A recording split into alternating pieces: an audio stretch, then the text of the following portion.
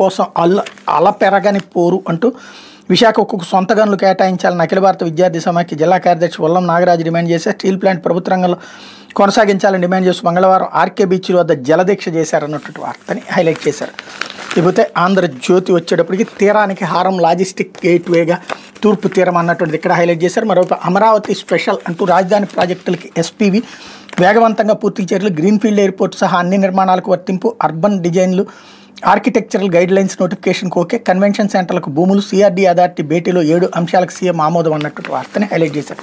క్వింటా ఉల్లి 1200 ప్రభుత్వ కొనుగోళ్లతో అన్నదాతల ఆనందం. 3 రోజుల్లో 4817 క్వింటాల కొనుగోలు. మార్కెట్కు పోటెత్తుతున్న పంట. వైసీపీ హయాంలో రేటు లేక పారబోసిన రైతులంటూ ఉల్లి రైతులకు కూటమి ప్రభుత్వం భరోసా ఇచ్చింది. ధరపతనమై దిక్కుతోచని స్థితిలో ఉన్న రైతులు మేమున్నామంటే ఆదుకుంది. క్వింటా ఉల్లిని 1200 కొనుగోలు చేసి చంద్రబాబు ఆధ్వర్యంలోని కూటమి ప్రభుత్వం కీలక నిర్ణయం తీసుకుంది. ఈ మేరకు ఆది సోమ మంగళవారాలు 4817 క్వింటాలను ప్రభుత్వం కొనుగోలు చేసింది. మార్కెట్కు వచ్చిన 99% ఉల్లిని కొని రైతు బజార్లకు తరలిస్తుంది.